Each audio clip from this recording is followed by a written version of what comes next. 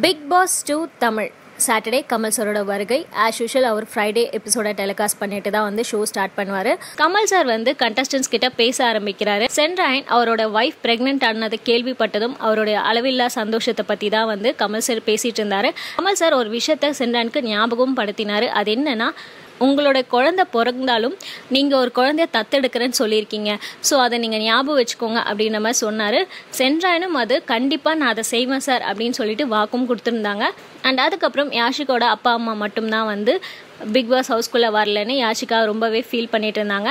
Kamal sir அந்த ஃபீலிங்கையும் வந்து போக்கிட்டாரு. அதாவது அவங்களுடைய அம்மா அப்பாவை வந்து பிக் பாஸ் ஸ்டேஜ்குள்ளே கூப்பிட்டு யாஷிகாவை பார்க்க வச்சு பேச வச்சு ஸோ அந்தோட இருக்கிற குறையும் வந்து ஃபுல்ஃபில் பண்ணிட்டாரு. அதுக்கப்புறம் கமல் சார் ஒரு மெயின் மேட்டர் பேச ஆரம்பிக்கிறாரு. என்னன்னா, இதுவரை பிக் பாஸ் வீட்டுக்குள்ளே இந்த ஆள் வந்து ஃபைனலுக்கு வரவே கூடாது அப்படின்னு நீங்கள் யாரை நினைப்பீங்க அப்படின்னு சொல்லிட்டு எல்லாருக்கிட்டையுமே கேட்டுட்டு வரும்போது, ஸோ ரித்விகா பல்ச்சுன்னு ஐஸ்வர்யா வரக்கூடாது அப்படின்னு சொல்லிடுறாங்க. ஐஸ்வர்யா தான் இது வரைக்கும் நாமினேஷனுக்கு வரவே இல்லை. ஐஸ்வர்யா மட்டும் ஏதோ ஒரு காரணத்தால் சேவ் ஆகிட்டே வராங்க. ஒரு வாட்டி யாஷிகாவால் சேவ் பண்ணப்பட்டாங்க, ஒரு வாட்டி லீடர் ஆனாங்க, ஒரு வாட்டி பிக் பாஸால். ஸோ வந்து ஐஸ்வர்யாவுக்கு மட்டும் நிறைய பவர்ஸ் வருது. ஒரு வாட்டி வந்து ஐஸ்வர்யாவை எவிக்ஷன் நாமினேஷனுக்கு வரவீங்க சார். கண்டிப்பாக வந்து அவங்க மக்களால் எலிமினேட் ஆகாமல் இந்த பிக் பாஸ் வீட்டுக்குள்ளே இருந்தாங்கன்னா நான் ஒத்துக்கிறேன், ஐஸ்வர்யா வந்து கரெக்டான கண்டஸ்டன்ட் அப்படின்னு சொல்லிட்டு ரித்திகா பல்ச்சுன்னு பேசுகிறாங்க. இத்தனை நாள் வந்து எல்லா கண்டஸ்டன்ஸும் ஐஸ்வர்யாவை நாமினேஷன் பண்ணாலும் அவங்க வந்து நாமினேட் ஆகவே இல்லை. ஏதோ ஒரு வகையில் சேவ் ஆகிட்டே தான் வராங்க. அது அவங்களுடைய லக்கா கூட இருக்கலாம்.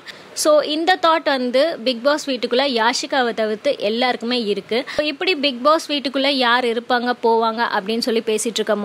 எப்பவும் போல் வீக்லி எல்லா கண்டஸ்டன்ஸும் வந்து எவிக்ஷனுக்கு நாமினேட் பண்ண சொல்லுவாங்க. ஆனால் இந்த வீக் அப்படி நடக்கலை. லாஸ்ட் வீக் நடந்த டாஸ்கில் யார் வந்து ஸ்ட்ரெயிட்டாக வந்து எவிக்ஷனுக்கு நாமினேட் ஆனாங்களோ ஸோ அவங்களே வந்து பிக் பாஸ் வந்து எவிக்ஷன் நாமினேஷனுக்கு ஸ்ட்ரெயிட்டாக கொடுத்துட்டாரு. அது யாருன்னா பாலாஜி, டேனியல், அப்புறம் ஜனனி. ஸோ இவங்க 3 பேரில் யார் வெளியே போவாங்கன்னு அப்படின்ற ஒரு பெரிய டவுட் இருந்தது.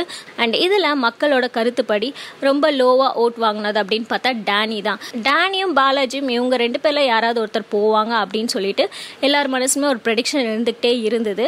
பட் டேனி தான் வந்து எலிமினேட் ஆயிட்டாரு அப்படின்னு சொல்லிட்டு நிறைய பேர் பேசிட்டு வராங்க.